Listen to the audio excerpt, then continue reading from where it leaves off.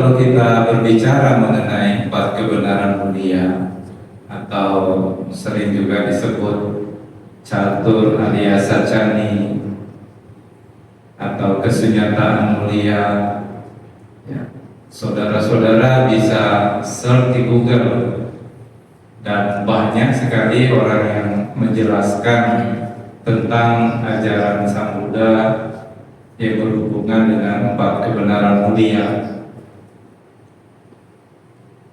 Apa itu empat kebenaran mulia? Nah, ini perlu dipahami. Tidak lain adalah kebenaran mulia tentang duka.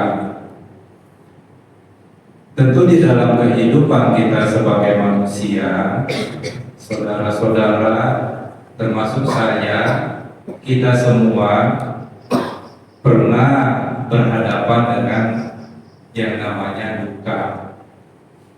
Ada tidak di sini yang belum pernah berhadapan dengan duka? Ada? Angkat tangan yang belum. Tentu duka ini keseharian terjadi di dalam kehidupan seseorang. Hanya orang-orang yang telah mencapai kesucian secara penuh, dia sudah terbebas dari duka. Semua orang yang belum mencapai tingkatan-tingkatan kesucian arahata masih mengalami duka. Termasuk seorang sotabana pun juga masih mengalami duka. Apa buktinya? Di dalam salah satu kisah di dalam Sutta Tiga Nikaya, Mahaparinibbana Sutta, ketika Bhante Ananda mengetahui bahwa Sang Buddha akan parinibbana, Bhante Ananda sambil bersender di tiang bersedih menangis karena dia belum mencapai tingkat kesucian arahata sewaktu gurunya masih hidup, dan sekarang gurunya sudah akan parinibbana. Padahal saat itu Bhante Ananda sudah mencapai tingkat kesucian Sotapanna. Hanya seorang arahata saja yang sudah tidak lagi mengalami duka di dalam kehidupan. Jadi semua orang mengalami duka kalau belum mencapai kesucian arahata. Tetapi kenapa tidak banyak orang mengerti, memahami, walaupun dalam kesehariannya bertemu dengan apa yang disebut duka itu. Jadi kalau ditanyakan bagaimana cara mudah memahami duka, Google juga tidak bisa menjawab, karena memang tidak ada cara mudah untuk memahami duka. Yang ada cara sulit. Di antara cara-cara yang sulit, kita ambil cara yang paling mudah untuk bisa memahami duka. Di antara yang sulit-sulit, bagaimana cara yang paling mudah untuk memahami duka? Dan kenapa walaupun keseharian seseorang bertemu dengan duka, berhadapan dengan duka, kontak dengan duka, tetapi tidak juga mengerti? Mengapa? Saudara sudah pernah mengalami duka kan? Sudah pernah? Contohnya apa? Salah satu coba katakan. Duka apa yang pernah dialami? Sakit? Oke. Sakit itu juga duka. Sang Buddha katakan dia dupi duka. Sakit itu juga duka. Ada lagi yang pernah mengalami kontak dengan duka? Ada lagi? Hanya sakit saja? Keluarga meninggal, betul, berpisah dengan yang dicintai.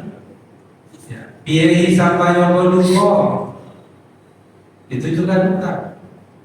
Walaupun seseorang kerap kali kontak dengan duka, tetapi tidak juga membuat orang itu mengerti apa sebetulnya duka itu.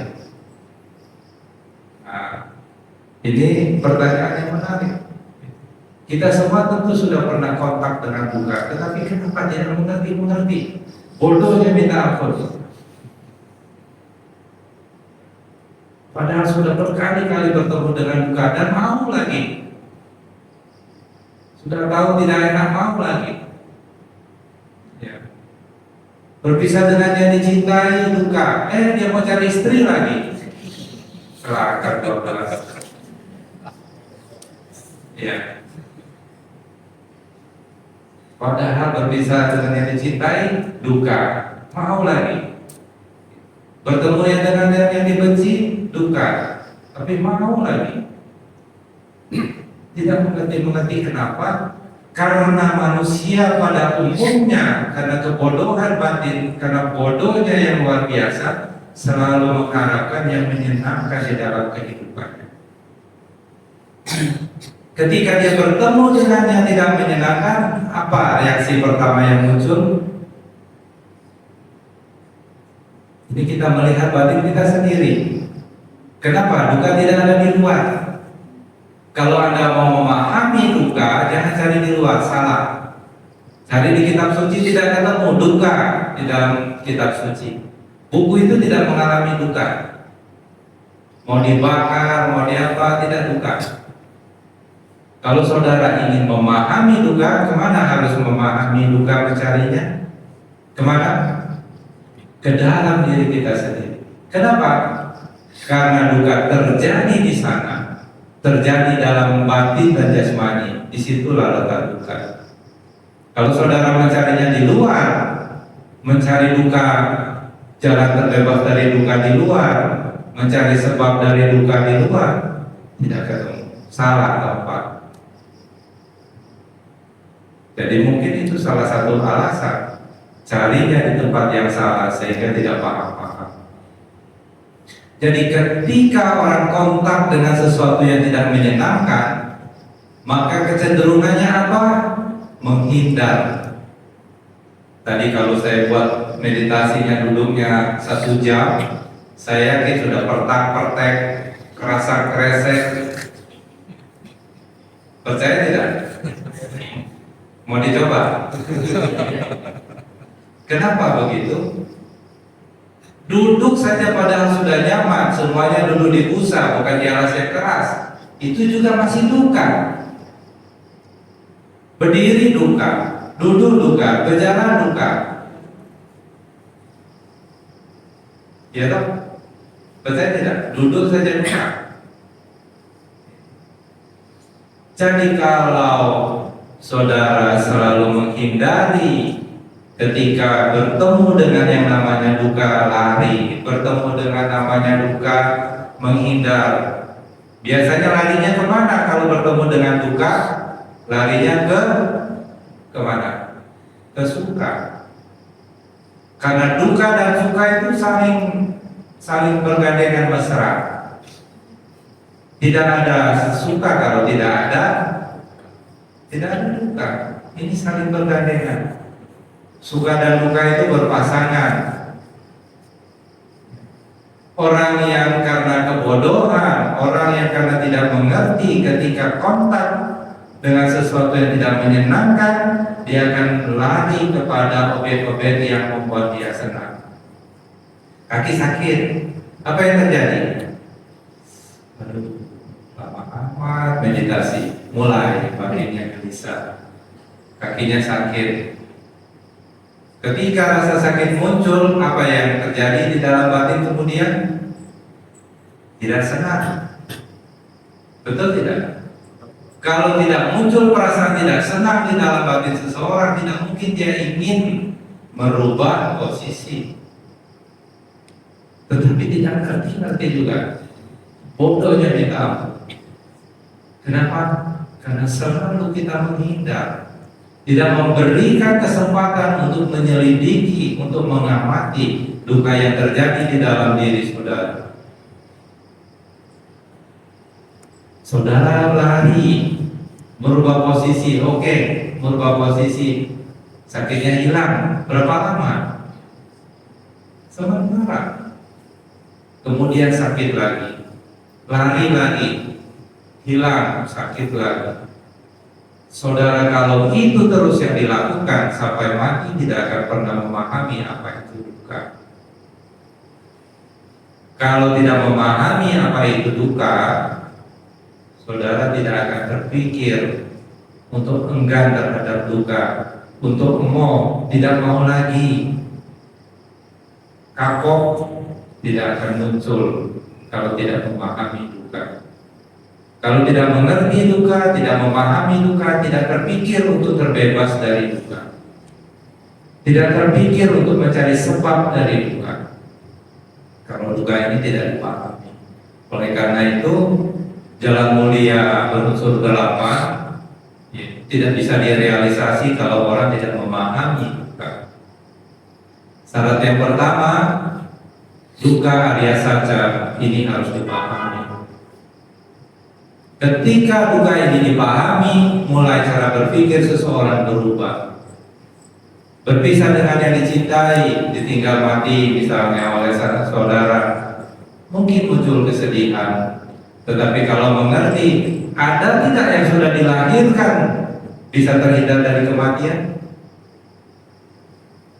Ada tidak di Tanjung Pinang yang sudah dilahirkan tidak mati-mati? Jangankan manusia, semua makhluk yang sudah dilahirkan pasti mengalami kematian. Pasti mengalami kematian. Ada tidak yang sudah dilahirkan tidak mengalami sakit, mengalami usia tua? Ada tidak yang sudah dilahirkan selalu mendapatkan apapun yang diinginkan? Ada tidak? Tidak ada. Jadi kalau mengalami hal itu semua sebetulnya biasa atau luar biasa? Biasa atau luar biasa? Biasa. Ketika seseorang memahami bahwa ini biasa, berubah tidak cara berpikirnya? Berubah tidak sikap batinnya? Berubah tidak? Berubah tidak sikap batinnya? Tentu berubah. Di situ bisa dilihat dengan jelas. Kami para biku biasanya diundang ke rumah duka kalau ada umat Buddha yang meninggal, diundang untuk membaca Mangala Parita di rumah duka. Kalau di Jakarta misalnya rumah duka Jelambar itu yang meninggal banyak. Jadi kalau di Jakarta di rumah duka misalnya rumah duka Jelambar yang meninggal banyak. A, B, C, D, E, F. Di situ kelihatan sekali orang yang mengerti Dhamma dengan orang yang tidak mengerti Dhamma. Ketika sanak saudaranya meninggal, mungkin dia bersedih, tetapi tidak lama. Kenapa? Karena cara berpikirnya sudah berubah. Dia mengerti siapapun yang sudah dilahirkan tidak bisa terbebas dari apa? Dari kematian. Dia sudah mengerti ini. Kalaupun dia mengalami kesedihan, tidak lama dia tenggelam di dalam kesedihan. Ketika orang memahami duka dengan orang yang tidak memahami duka, kelihatan tidak berbeda. Jadi bagaimana caranya memahami duka? Yang pertama, cara yang termudah dan paling mudah adalah tidak menghindar ketika berhadapan dengan duka. Tetapi kalau ketemu duka, kemudian lari mengejar suka. Suka itu juga sebetulnya duka. Nah, ini duka yang lebih tinggi lagi. Kalau tidak mendapatkan yang diharapkan, kena penyakit fisik, misalnya jerawatan. Jerawatan juga duka ya. Apalagi anak-anak muda kalau sampai jerawatan itu percaya dirinya bisa hilang. Itu juga duka. Sakit perut duka, ditinggal orang yang meninggal duka. Itu duka-duka yang biasa, tidak bisa dihindari oleh siapapun. Seorang Buddha, bahkan sama-sama Buddha sekalipun mengalami yang namanya sakit perut, mengalami yang namanya berpisah dengan yang dicintai, orang tuanya meninggal, sanak saudaranya meninggal, mengalami. Ini duka-duka yang biasa, tidak bisa dihindari. Siapa saja yang sudah dilahirkan pasti mengalami ini semua, sakit, tua, mati, berpisah dengan yang dicintai, tidak mendapatkan yang diharapkan, pasti. Pernah muda suatu hari didapatkan, tidak ada yang mendapat memberi, tidak mendapatkan dana makanan. Kenapa? Marah si jahat sudah mempengaruhi orang-orang itu tidak memberi. Tapi Buddha tidak mengalami luka batin, tidak. Buddha tenang. Buddha melihat, oh mereka semua sudah dipengaruhi. Nah, ini duka-duka yang biasa. Kalau sakit biasa. Kalau namanya usaha, bisa untung, bisa biasa tidak. Kadang rame, kadang sepi. Biasa. Ini duka-duka yang biasa. Jadi kalau kita mengerti tentang duka, kita tidak akan ketika berhadapan dengan duka mencari suka. Kenapa? Suka itu juga duka. Kenapa Sang Buddha katakan suka itu juga duka, dipuji itu juga duka, mendapatkan yang diinginkan, yang dikehendaki, yang diharapkan itu juga duka. Padahal memberikan kesenangan. Memberikan kesenangan tidak. Kalau kita ingin sesuatu, apalagi keinginan yang besar, kemudian kita dapat, senang tidak? Ada yang tidak senang? Ada orang waras itu kalau tidak senang. Ingin sesuatu, kalau dapat tidak senang itu bohong. Ada kelainan itu sepertinya. Kalau orang menginginkan sesuatu, semakin besar keinginannya, ketika itu didapatkan, maka kegembiraan yang muncul juga akan semakin besar. Itu juga duka di dalam ajaran Buddha. Kenapa? Ada tidak kesenangan, kegembiraan yang pernah saudara alami yang tidak berubah?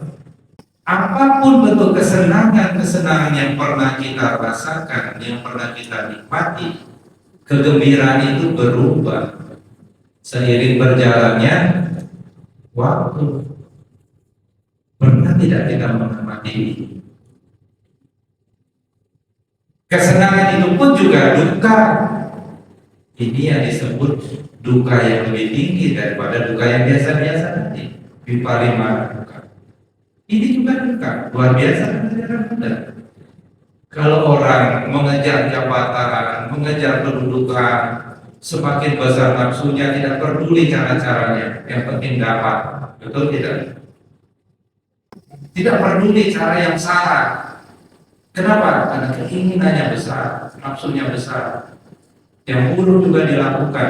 Kalau sudah didapatkan apapun yang diharapkan, berangsur-angsur kebahagiaannya berkurang. Betul tidak?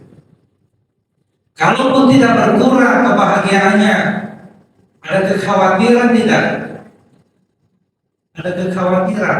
Sudah punya uang, takut kehilangan. Takut nanti kalau orang datang pinjam. Kekhawatirannya banyak. Itu juga duka. Ini juga harus kita pahami. Ini duka yang lebih tinggi dibanding duka-duka yang biasa. Jadi kalau kita mengerti duka, ketika berhadapan dengan duka, kita tidak cari jalan suka sebagai solusinya. Apapun bentuk kesenangan, kesukaan, kegembiraan dari apapun yang kita inginkan, kalau tercapai, berangsur-angsur berkurang kemudian lenyap. Menjadi bosan, cari lagi yang baru. Inilah yang namanya lingkaran samsara. Tiada akhir. Nah, ini harus dipahami. Itu juga duka. Ada duka lagi yang lebih dalam lagi, lebih halus lagi. Dan ini tidak mudah dipahami. Duka karena perpaduan. Tidak ada juga sebetulnya aku. Yang ada hanya perpaduan, batin dan jasmani. Yang ada hanya nama rupa. Apa nama, apa rupa?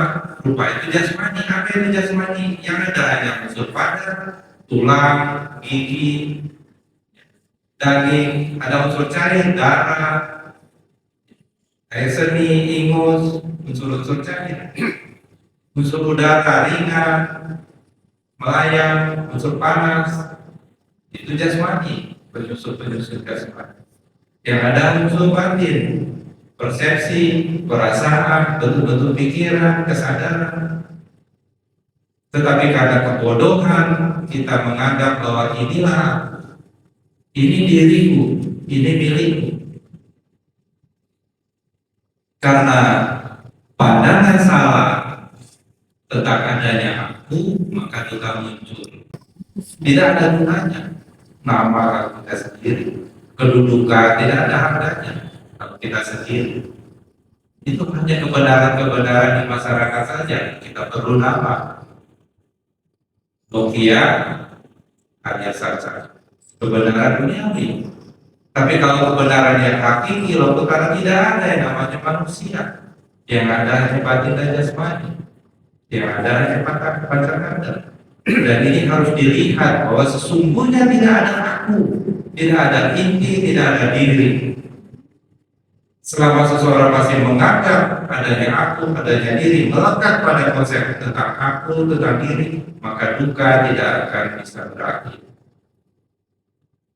Tetapi bagaimana cara memahami duka ini dengan lebih jelas? Alat apa yang kita butuhkan? Untuk melihat keluar kita butuh mata. Untuk melihat ke dalam kita butuh apa? Kesadaran.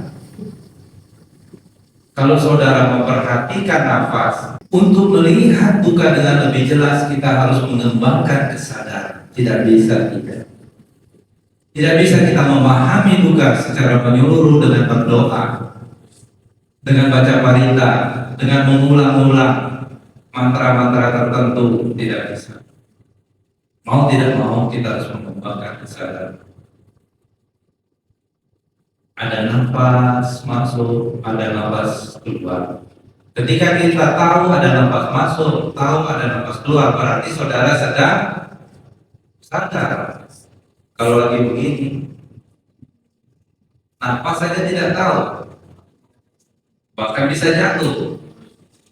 Kalau lagi ngantuk, kalau sedang ngantuk berarti tidak sadar. Jadi mengembangkan kesadaran ini satu syarat yang mutlak untuk kita bisa memahami. Tetapi tidak mudah untuk mengembangkan kesadaran, mengembangkan perhatian saat disampaikan tidak. Kenapa? Karena kita selalu terhanyut dalam arus perasaan. Ketika panca indera kita kontak dengan objeknya masing-masing, lidah kontak dengan cita rasa enak, tambah lagi nafsu keinginan di situ tuh. Nafsu keinginan dengan perasaan itu berhubungan sangat dekat, seperti rantai saling berkaitan. Ketika perasaan enak muncul, nafsu keinginan juga muncul. Kalau tidak ada kesadaran. Tetapi kalau dia mengembangkan kesadaran, sadar tujuannya makan buat apa, sadar tujuannya berpakaian buat apa, sadar tujuannya punya rumah buat apa, sadar segala kebutuhannya buat apa, maka dia tidak mudah hanyut dalam arus keinginan. Kalau orang sadar, dia bisa membedakan antara keinginan dengan kebutuhan. Bahagialah orang yang tahu keinginan, tahu kebutuhan. Kalau semua keinginan dijadikan kebutuhan, itu sangat-sangat melelahkan. Ada satu sutta yang sangat bagus dalam Majjhima Nikaya, Mahaduka Kanda. Ini khotbah dari Sang Buddha langsung. Mahaduka Kanda. Keinginan-keinginan inilah yang menjadi sumber dari segala masalah. Semakin banyak keinginan, semakin hidupnya terbebani. Ketegangannya semakin tinggi. Tapi kalau sudah mulai bisa membedakan ini keinginan, ini kebutuhan, namanya kebutuhan harus dicari dengan susah payah. Makan kebutuhan, pakaian kebutuhan, tempat tinggal kebutuhan, ya toh? Tapi kalau rasa keinginan atau kebutuhan, kalau merek keinginan atau kebutuhan, nah, ini harus bisa kita pilih. Semua ini bisa kita pilih-pilih kalau kita punya kesadaran. Dan tidak ada cara lain untuk mengembangkan kesadaran, mengembangkan sati sapajanya selain dengan berlatih meditasi. Semakin sadar kita, semakin tahu kita, semakin waspada kita, semakin kita mengerti. Semakin kita mengerti duka, maka semakin besar keinginan kita untuk tidak mengalami lagi yang namanya duka. Ujian juga duka, apalagi celaan, dicela panas kupingnya, bukan cuma sehari, panasnya masuk ke dalam sampai ke hati. Kalau makan sampai kesedot-kesedot, kalau ingat dia, panasnya sampai ke hati. Padahal hanya suara ditangkap, persepsi bekerja, karena kesadaran mendengar ada di situ, kontak, persepsi bekerja, ini baik, ini buruk, perasaan muncul. Kalau persepsinya berkaitan dengan yang buruk, perasaan yang tidak menyenangkan itu akan muncul. Kalau berkaitan dengan hal yang baik, ini ujian, maka perasaan yang menyenangkan. Ketika perasaan muncul, langsung kalau tidak ada kesadaran, lari dia ke nafsu keinginan takut. Nah, ini harus diawasi, dilihat sebagai pengalaman kita sendiri. Kalau saudara ingin mengerti duka, jangan cari di buku. Tidak ada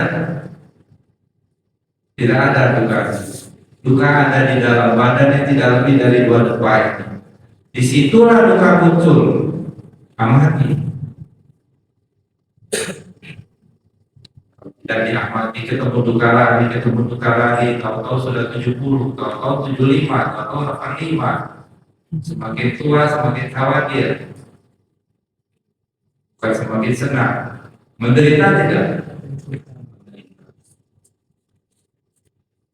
Tapi kalau mengerti duka, semakin tua semakin bahagia.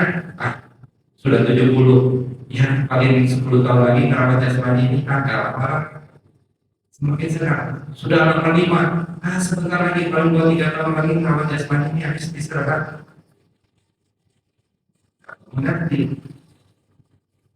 Jadi ini harus dipahami duka. Bagaimana memahami duka? Jangan lari, hadapi. Ketika duduk meditasi mengalami ketidaknyamanan, sakit, amati, kasih kesempatan batin untuk mengamati bagaimana sakit jasmani ini mempengaruhi batin kita. Apakah membuat batin kita menjadi kacau? Saudara harus mengerti, punya jasmani tidak bisa terhindar dari namanya sakit jasmani. Seorang muda juga mengalami sakit jasmani. Ini harus betul-betul dipahami. Pemahaman ini walaupun secara intelektual ini sangat bermanfaat. Jadi ketika sakit hadapi. Aduh sakit sekali, mau patah 3 ini rasanya kaki. Kalau tidak tahan lagi, rubah posisi secara perlahan. Meditasi bukan latihan menyiksa diri. Angkat tangan 2 hari, jangan turunkan sebagai puja kepada Buddha. Itu pandangan salah. Ekstrim, menyiksa diri tidak diperkenankan. Ambil jalan tengah. Jalan tengah itu bukan kadang-kadang menyiksa diri, kadang-kadang mengikuti kesenangan. Itu juga salah. Jalan tengah. Jadi ketika berhadapan duka, lihat, jangan lari. Berhadapan dengan duka, lihat. Ketika duka ini dihadapi, maka akan ketahuan ternyata sebab dari duka ini karena nafsu keinginan. Ini akan muncul pemahaman di dalam hati kita masing-masing. Kita memberikan perhatian, memberikan pengamatan dengan seksama, kita akan mengerti. Ternyata batin saya ini tidak nyaman, gelisah, karena saya mengharapkan tidak sakit. Kemudian sakit muncul dan saya tidak senang dengan rasa sakit ini. Karena keinginan untuk tidak sakit inilah yang menyebabkan batin saya tidak bahagia. Ini akan dilihat. Kalau orang bisa mengamati ini, semakin sering dia bisa mengamati ini, semakin sering, semakin jelas, semakin tenang dia mengamati, maka pengetahuannya akan semakin jernih. Pengetahuan tentang apa? Tentang sebab dari duka, yaitu nafsu keinginan, tanha. Nafsu keinginan itu ingin apa? Apa ini makan ini kok gak ada garamnya? Berarti keinginan yang berhubungan dengan panca indera, makan enak, barang harus bagus, AC kok gak dingin, masih ganti aja nih yang 20 PK. Dingin-dingin itu termasuk nafsu keinginan. Ya. Ini semua harus diamati. Perasaan-perasaan yang muncul ini juga harus kita amati. Di situ kita bisa melihat duka. Setiap saat perasaan ini muncul, setiap saat duka ini muncul, setiap saat. Buddha memberi perumpamaan yang sangat bagus mengenai perasaan. Perasaan muncul dari mana? Dari mana perasaan muncul? Dari mata. Bisa tidak muncul perasaan? Dari mata turun ke hati katanya. Dari mata bisa muncul perasaan. Dari telinga bisa muncul perasaan tidak? Dari hidung bisa muncul perasaan tidak? Dari lidah? Dari kulit? Dari apa yang bisa kita pikirkan, baik tentang masa lalu maupun tentang masa depan, bisa muncul perasaan. Jadi dari mana perasaan muncul? Dari kontak melalui 6 pintu indera kita. 6 pintu indera itu indera mata, indera telinga, indera apa lagi? Hidung, mulut, lidah ya maksudnya ya. Kemudian kulit, pikiran. Jadi perasaan muncul dari kontak. Ada satu perumpamaan yang sangat bagus yang disampaikan Sang Buddha di dalam kitab suci Samyutta Nikaya, Uttamang Sang Sutta, judulnya Uttamang Sang Sutta. Bagaimana Sang Buddha memberi perumpamaan tentang kontak. Tadi sudah 2 sutta ya yang saya suruh baca. Yang pertama apa? Maha Duka Kanda Sutta, Majjhima Nikaya. Sutta apa? Maha Duka Kanda Sutta, Majjhima Nikaya. Baca. Sutta yang kedua apa? Uttamang Sang Sutta. Baca. Uttamang Sang Sutta. Mudah memberi perumpamaan yang sangat bagus, sangat jelas tentang perasaan yang muncul dari kontak. Seperti sapi yang dikuliti. Jadi sapi tidak ada kulitnya. Bayangkan kalau sapi tidak ada kulitnya. Dia pergi ke rerumputan, binatang-binatang di sana menggigitnya. Dia masuk ke dalam air, binatang-binatang di sana menggigitnya. Dia bersandar di bawah pohon, binatang-binatang di sana menggigit. Kemana saja dia pergi, maka binatang-binatang akan menggigit. Kemana saja kita kontak, maka muncul perasaan. Perasaan ada berapa? Ada berapa perasaan? Ada berapa? Hah? 3 apanya? Hah? Menyenangkan? Tidak menyenangkan? 3 ya? Apalah kita cari? 3 perasaan jenisnya. Tapi bagaimana saudara menjawab itu dengan ragu-ragu? Karena saudara tidak memperhatikan. Ketika kontak kakinya sakit, kita persepsi sakit, tidak menyenangkan. Kalau tidak menyenangkan perasaan yang muncul, larinya kemana? Larinya kemana? Larinya ke objek-objek yang menyenangkan. Kalau muncul kontak berkaitan dengan perasaan yang menyenangkan, apa yang terjadi? Melekati, menggenggam, menikmati, tidak ingin berpisah. Kalau bisa perasaan menyenangkannya lebih lagi. Betul tidak terjadi demikian? Halo? Jangan tahu. Nah, ini harus diamati karena ini penting sekali. Duka tidak ada di luar, ibu bapak saudara-saudara. Duka ada di dalam. Di dalam diri kita sendiri. Duka tidak datang dari luar. Kalau saudara menganggap duka itu dari luar, seperti saudara berdiri di depan cermin, saudara lihat ke depan, oh itu saya, benar atau salah? Saya itu, betul tidak? Itu hanya bayangannya. Saya yang sesungguhnya ini, ya.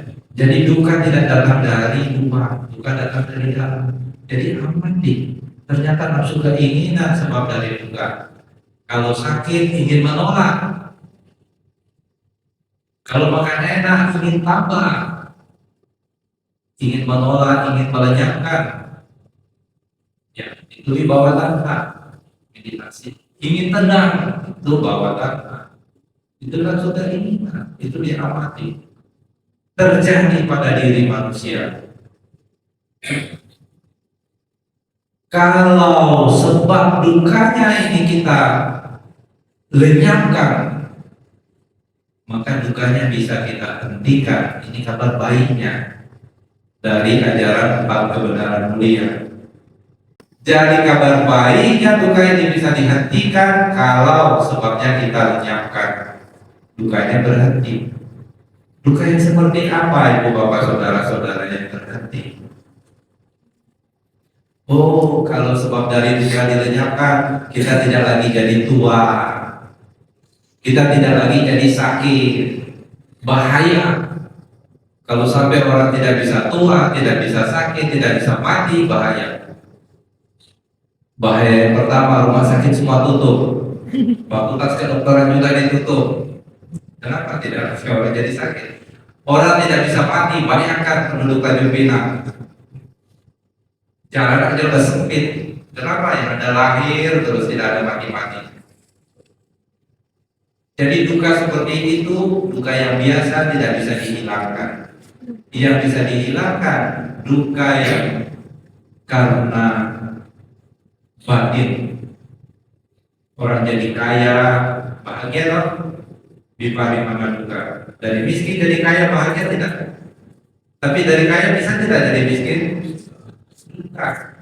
Duka-duka yang karena perubahan ini bisa kita lenyapkan, duka yang bersifat batinnya. Jadi ketika kita mengalami sakit, dari sehat berubah jadi sakit, biasa. Kalau kita biasa-biasa saja, tenang, kita mengerti damai, hidup kita jadi bahagia. Tidak. Jadi Arya Saca yang kedua apa itu? Sebab dari duka. Apa sebab dari duka? Nafsu keinginan. Coba dilihat ke dalam diri kita sendiri. Betul tidak nafsu keinginan ini menjadi sebab dari penderitaan hidup saya? Inginnya naik jabatan ternyata tidak kesampaian, duka. Nafsu keinginan. Ada satu lagi perumpamaan yang sangat bagus, bahwa nafsu keinginan ini adalah sebab dari duka. Seorang pemuda yang sedang jatuh cinta dengan seorang wanita. Kemudian dia melihat wanita pujaannya bercakap-cakap mesra dengan lelaki lain. Hatinya panas tidak? Kalau laki-laki normal biasanya panas ya. Hatinya tidak senang, dia panas, dia cemburu. Kemudian dia pulang ke rumah. Sambil baring dia merenung, kenapa saya menderita ini, tidak enak makan, tidak enak tidur, karena saya cemburu, karena saya naksir, saya ingin wanita tersebut menjadi milik saya. Karena nafsu keinginan inilah yang menyebabkan saya merasa tidak nyaman menderita. Dia memahami itu, kemudian dia bertanya, bagaimana kalau nafsu keinginan ini saya buang? Dan dia berusaha membuang nafsu keinginannya. Dan setelah dia melenyapkan nafsu keinginannya, dia bertemu lagi dengan wanita tersebut, bercakap-cakap dengan wanita lain, dengan laki-laki lain. Dia cemburu tidak? Dia marah tidak? Tidak, biasa saja. Jadi nafsu keinginanlah sebab dari penderitaan. Duka Arya Saca ada kalau nafsu keinginannya ada. Tapi nafsu keinginannya lenyap, sebab dari dukanya lenyap, dukanya bisa dihentikan. Ini duka dan sebab dari duka. Tanha, Kalau sebabnya tidak ada, maka kebenaran mulia yang ketiga, duka ini bisa berhenti. Kabar baiknya, mau tidak menghentikan duka? Kalau sudah mengerti duka itu tidak enak, duka itu menyiksa, duka itu membuat kita menderita. Banyak air mata yang sudah kita tumpahkan karena berpisah dengan yang dicintai. Banyak air mata yang sudah kita tumpahkan karena tidak mendapatkan yang kita harapkan. Kita tidak mau lagi mengalami duka. Ngeri. Kalau sudah dilahirkan tidak bisa terhindar dari berpisah dengan yang dicintai. Punya ayah ibu pasti berpisah dengan ayah ibu. Punya anak suatu saat anak berpisah dengan kita atau kita berpisah dengan anak juga. Tidak bisa dihindari. Punya istri bisa berpisah dengan istri. Punya suami bisa berpisah dengan suami. Kalau mau enak jadi biku. Sadar Theravada Indonesia membuka lowongannya luas kepada bapak-bapak, para bujangan yang belum menikah. Kalau mau menjadi biku, kalau mau sudah menikah mau jadi biku juga boleh, minta izin istrinya. Tapi jangan lari dari kenyataan. Nah, duka ini bisa dihentikan kalau sebabnya tidak. Ini duka nirodo, ini kebenaran mulia yang ketiga. Bagaimana cara menghentikan duka? Pandangan benar sebagai pemimpin, sebagai awal yang harus kita miliki, pandangan benar. Tadi pandangan benar sudah diberikan, toh? Pemahaman bahwa siapa saja yang sudah dilahirkan tidak bisa terhindar dari kematian. Siapa saja yang sudah dilahirkan tidak bisa terhindar dari berpisah dengan yang dicintai, bertemu dengan yang dibenci, tidak mendapatkan yang diharapkan. Siapa saja yang sudah dilahirkan tidak bisa terhindar dari sakit, dari tua, dari mati.